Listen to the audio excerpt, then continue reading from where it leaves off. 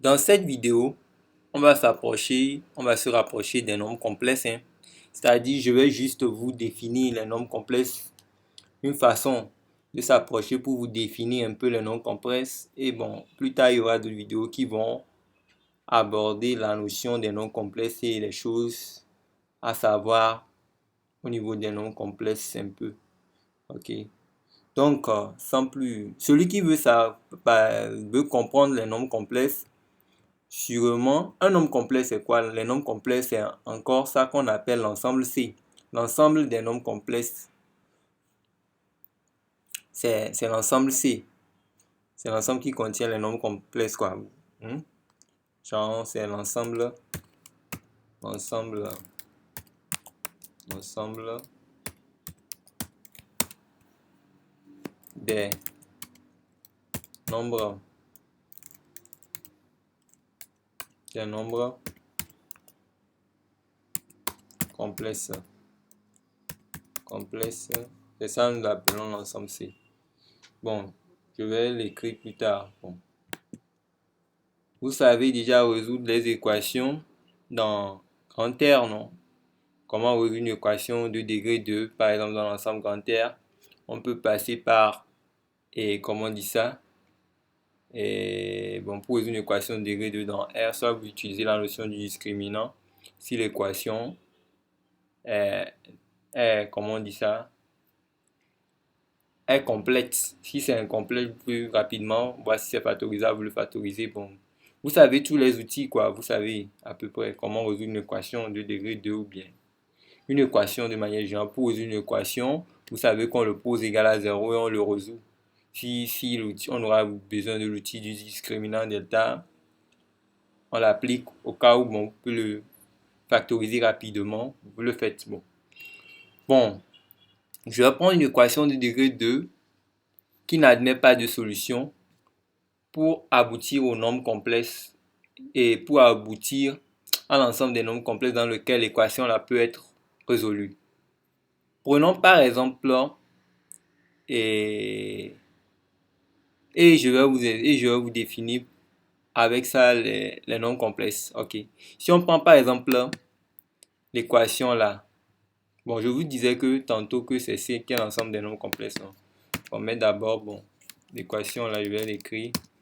Si je prends l'équation là, bon, je disais que bon, ok, l'ensemble C, je vais écrire ça, vous allez voir. Voilà. Comme ça, on écrit l'ensemble des nombres complexes, qui est l'ensemble C. C'est clair? C'est C comme ça, avec une petite barre. Et avec ce qu'on vient de dire, selon la théorie des ensembles là, ça veut dire maintenant que le R va être inclus dans C. Oui. Donc, le R va être inclus dans C aussi, hein. Comme d'après ça là maintenant. Puisque vous savez maintenant que quoi? N inclus, vous savez depuis que N inclus dans Z, inclus dans D, inclus dans Q, inclus dans M. Maintenant, le nouvel ensemble, c'est que c'est l'ensemble des nombres complexes. Et le R aussi va être inclus dans l'ensemble des nombres complexes. Donc ça veut dire R est un sous-ensemble de l'ensemble des nombres complexes. C'est clair, non? Tous ces N, Z, D, Q sont des sous-ensembles de R. Ok. Bon, on évolue. Bon, cette équation qu'on veut résoudre, on nous donne cette équation. On veut le résoudre quoi? E d'équation. Résoudre dans R, non. Résoudre dans l'ensemble R.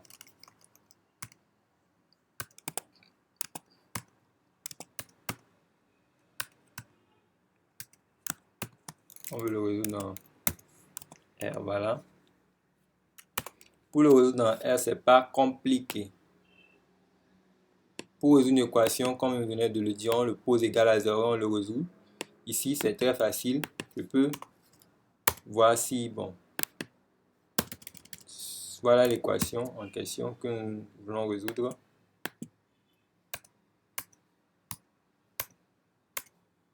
Ça va égal à 0. Ça implique que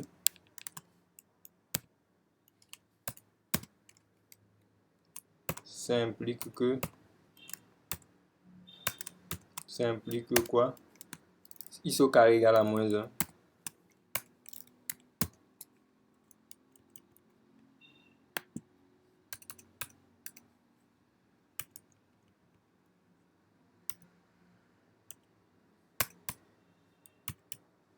Vaut moins 1.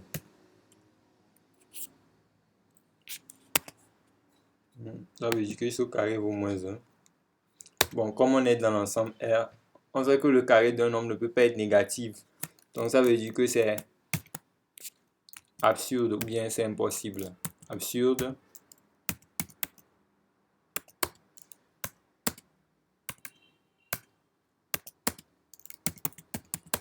Dans l'ensemble R, dans grand R.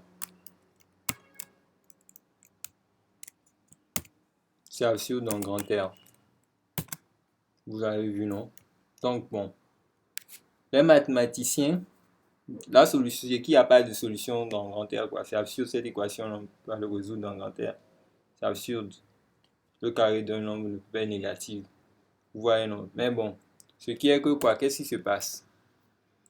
Donc maintenant, étant donné qu'on n'a pas pu résoudre ça dans grand R, bon, les mathématiciens ont imaginé un nombre qui s'appelle le nombre I. I, un nombre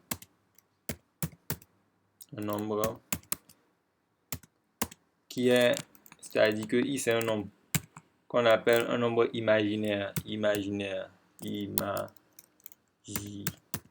Voilà le nombre imaginaire. Et bon, ce nombre imaginaire, c'est un nombre qui est tel que quoi? C'est que le nombre imaginaire est de la façon que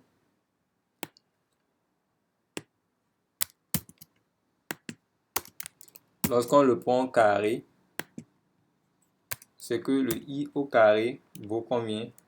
Au moins 1. C'est ça ce nombre imaginaire, c'est la règle de ce nombre imaginaire.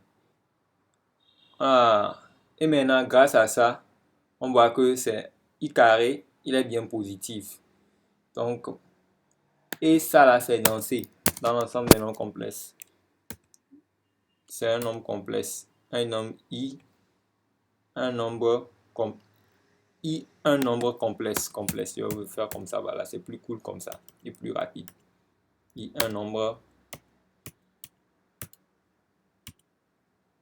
complexe. Et vous devez savoir toujours et toujours que I carré égale à moins 1. Et ça va nous aider à résoudre de tas d'équations que nous n'arrivons pas à résoudre dans l'ensemble grand R. Vous voyez, non? Bon, et l'ensemble là aussi a des propriétés et les opérations, les règles d'opération habituelles sont possibles dans cet ensemble puisque bon, c'est un sous-ensemble et c'est un ensemble. C'est que c'est le R qui est un sous-ensemble. Donc, toutes les opérations qui sont dans R vont se faire dans l'ensemble C. Et bon, il y aura d'autres règles qui vont s'ajouter aussi. Vous voyez, non, ce n'est pas compliqué. C'est ça, ce nombre complexe. Bon, maintenant, c'est d'abord une information capitale, ça. Donc, on va essayer de résoudre notre équation là maintenant dans l'ensemble C. Résolution dans C. Dans C. Bon. On veut le résoudre dans C.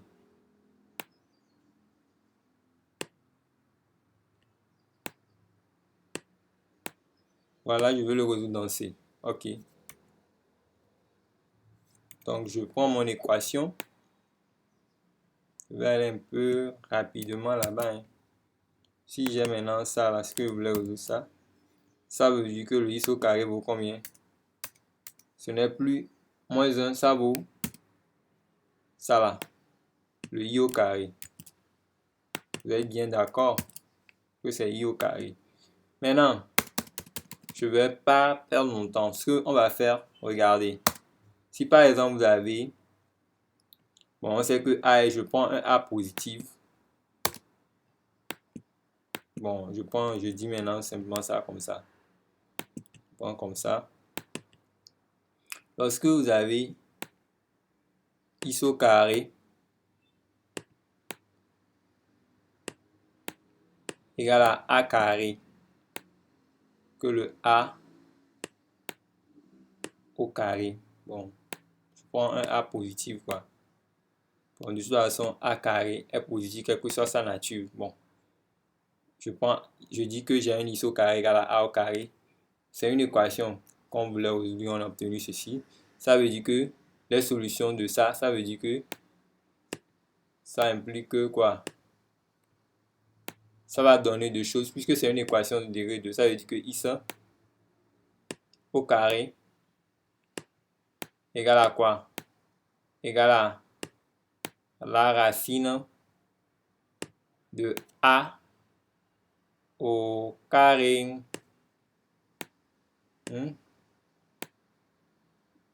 La racine de a au carré qui vaut combien? Qui vaut a. Bon, c'est une solution, ça. On obtient, bon, ça, comme une première solution. Ça veut dire que x au carré égale à x égale à a d'abord. Bon, et une autre solution, quand c'est comme ça, c'est que le x aussi va valoir moins racine de a carré qui vaut, de toute façon, le a est positif. Je choisis un a positif. Bon, de toute façon, c'est ça. Je choisis un a positif. De toute façon, le a au carré est toujours positif. Bon, je dis je prends un a positif. Bon, peu importe si, bon, c'est juste, bon, un exemple parmi tant d'autres. Même si le a n'était pas positif, étant donné que c'est bon, que c'est au carré, ça sera forcément positif. Donc, le a positif, c'est juste pour dire que j'ai pris un a positif dedans, puisqu'on ne prend pas la racine carrée d'un nombre négatif. Ça n'existe pas. Bon, donc, maintenant, ça veut dire que ça va donner ici moins a.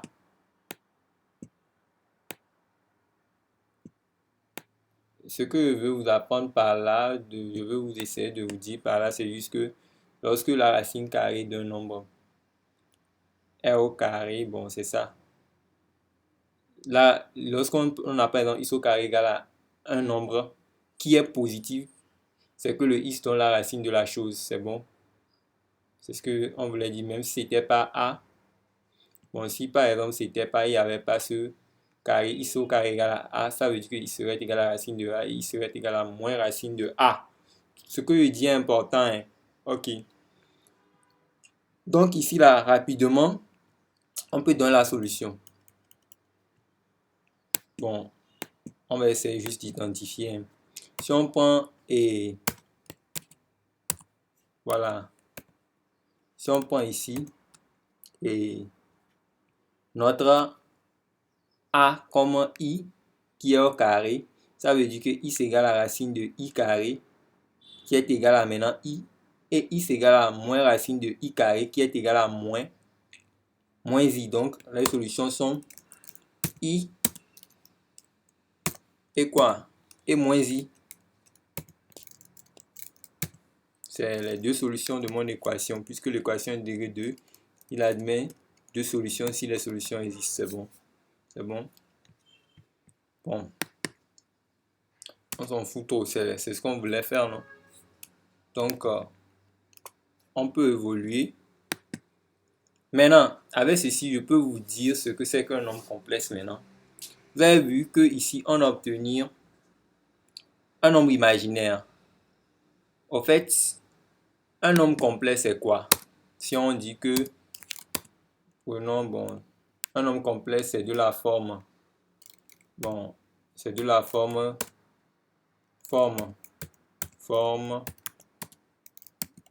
d'un nombre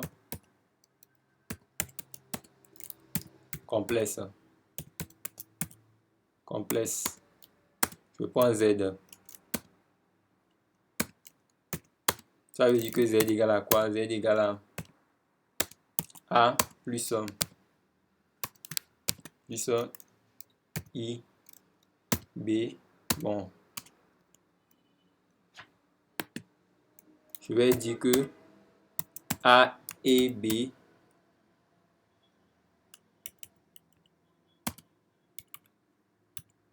A et B des réels. Bon, et ce qu'on peut dire, A, c'est égal à RE, puisque c'est ça, puisque c'est Z égal à, ça fait RE pour dire que partie réelle, quoi. RE de Z. C'est bon. C'est ça qui est égal à la partie réelle de Z. Et B égale à im de Z. Im de Z qui est encore la partie imaginaire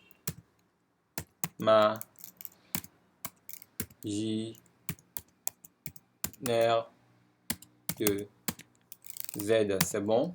Ok, c'est ce que c'est qu'un nombre complexe. Bon, ça ne peut pas être forcément... Bon, ce qu'on dit ici, ça ne veut pas dire que c'est forcément Z. Ça peut être, exemple,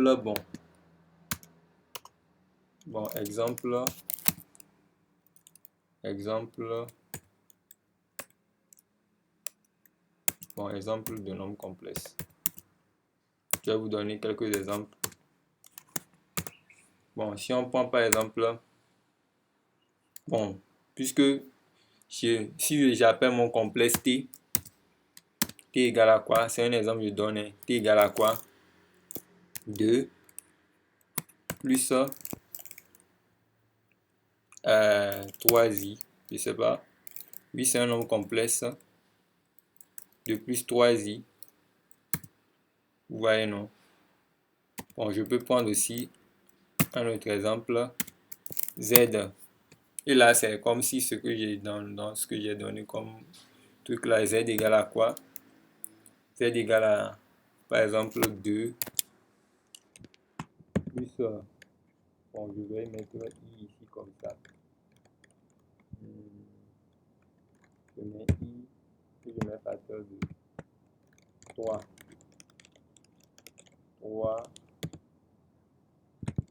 Bon, voilà, cet exemple que j'ai donné là, ça c'est sous la forme du corps d'un nombre complexe, ce que je viens de donner ici.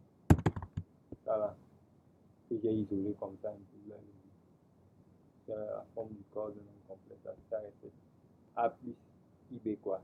A est là, B là. Bon, pour exemple là, bon, on peut imaginer, on peut donner en même temps.